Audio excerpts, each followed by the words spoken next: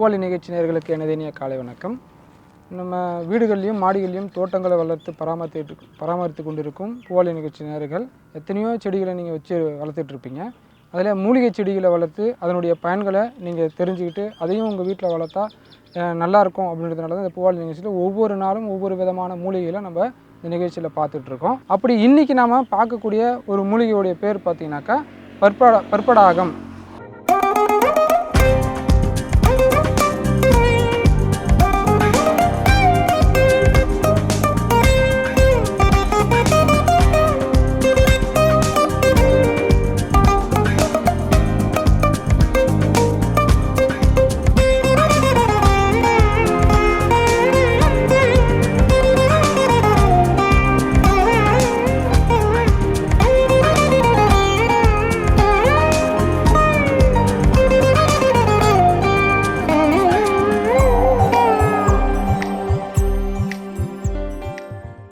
இந்த பற்படாகம் அப்படின்றது வந்து பார்த்திங்கனாக்கா மெல்லுகோ செர்வினா அப்படின்ற தாவரவியல் பெயர் கொண்டது.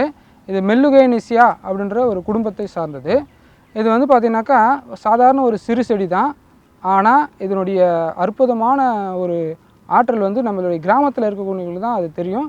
இது நோய்களை போக்கக்கூடிய ஒரு அரிய சஞ்சீவியான ஒரு மூலிகை அப்படின்றது நம்ம கிராமத்தில் இருக்கவங்க தான் அதை வந்து அதிகமாக தெரிஞ்சு பயன்படுத்திகிட்டு இருக்காங்க.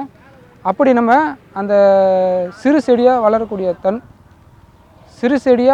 அந்த பற்படாகம் பொதுவாக பார்த்திங்கனாக்கா நீர் தேக்கமில்லாத மேடான பகுதிகளில் தான் அதிகமாக வளரக்கூடிய தன்மை பெற்றது.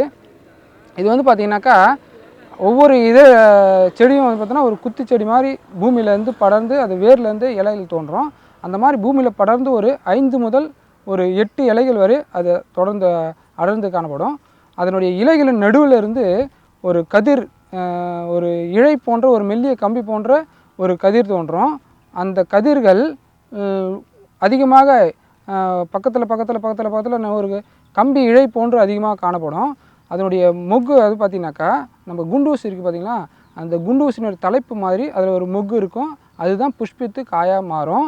இது இப்போ எப்படின்னு கேட்டிங்கனாக்கா நம்ம தொடப்பம் இருக்குங்க இல்லையா, அந்த தொடப்பத்தை நட்டு வச்சாக்கா தலைகீழ நட்டு வச்சோன்னாக்கா அதனுடைய அடி எப்படி குறுகி இருக்கோ மேலே பார்த்திங்கன்னா நல்லா படர்ந்து காணப்படும். அந்த மாதிரி தான் இந்த பற்படாகருடைய அந்த கதிர் வந்து பார்த்திங்கன்னா அடியில் குறுகியும் வர வர வர வர நல்லா படர்ந்து விரிந்தும் காணப்படும். இதை தான் பற்படாக கதிர்னு சொல்லுவாங்க.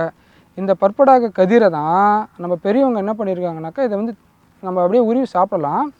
ஆதி காலத்தில் நம்மளுடைய பஸ் பேருந்தும் ரயில் போக்குவரத்தும் இல்லாத காலங்களில் நடந்து போகக்கூடிய சூழ்நிலை இருக்கக்கூடிய நம்ம பெரியவங்க நடந்து போகும்போது இந்த பற்படாக கதிரை அப்படியே உருவி வாயில் போட்டு நல்லா மென்று சாப்பிட்டுக்கிட்டே போவாங்க. அப்படி சாப்பிட்டுக்கிட்டே போகும்போது தொடர்ச்சியாக நடக்கக்கூடிய ஆற்றல், அதாவது தாகம் இருக்கும் இல்லையா, நமக்கு வந்து தண்ணி ரொம்ப தூரம் நடந்தால் தாகம் எடுக்கும்.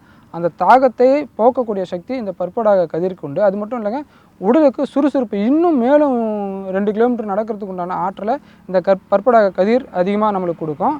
பசி அதிகமாக எடுக்காமல் பசியை கட்டுப்படுத்தி உடலுக்கு எதிர்ப்பாற்றலை நல்ல ஒரு புத்துணர்ச்சி கொடுக்கக்கூடிய அற்புதமான ஒரு சஞ்சீவி மூலிகை தான் இந்த பற்படாக கதிர்.